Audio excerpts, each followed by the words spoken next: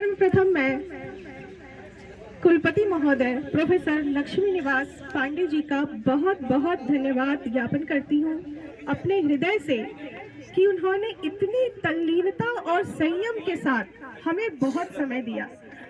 Sir, यहाँ पे थोड़ा मैं कुछ निजी अनुभव कहना चाहूँगी। रांची विश्वविद्यालय की विद्यार्थी हूँ और मेरा अनुभव वहाँ लगभग 15 वर्षों का रहा है पढ़ने और पढ़ाने का।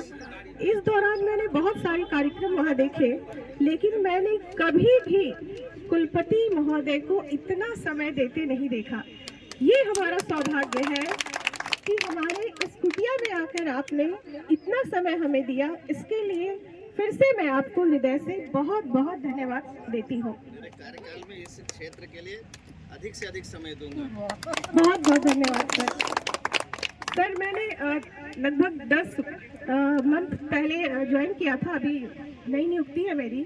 तो जब मैं यहाँ आई थी ज्वाइन करने के लिए, एक दिन पहले मैं यहाँ देखने आई थी कि कैसा हमारा महाविद्यालय है। तो कुछ बच्चे यहाँ खेल रहे थे, संध्या हो चुका था।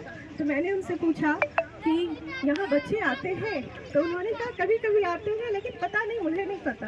तो ये देखकर मुझे बड़ा ये लग रहा था कि यहाँ क्या करूँगी, पता नहीं बच्चे आते हैं नहीं आते हैं। लेकिन फिर भी हम लोगों के प्रयास से बच्चे आते हैं।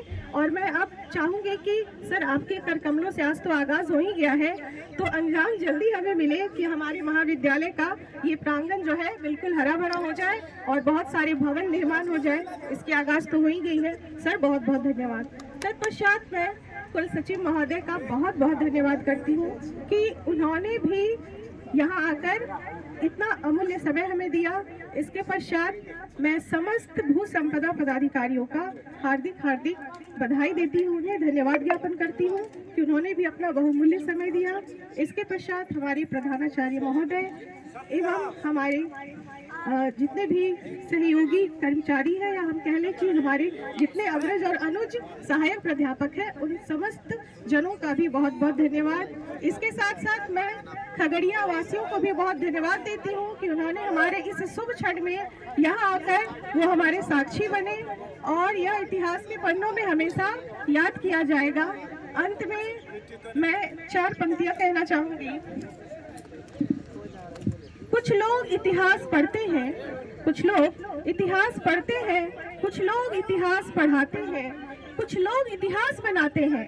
इतिहास वही बनाते हैं जो अंधेरे से डटकर लड़कर सूरज बनकर खिलखिलाते हैं। तो मैं आज कामना भी करूंगी कि हमारा महाविद्यालय सूर्य की तरह चमके और यहाँ बहुत सारे अथाह बच्चे या असंख्य बच्चे खिलखिलाएं। बहुत बहुत धन्यवाद।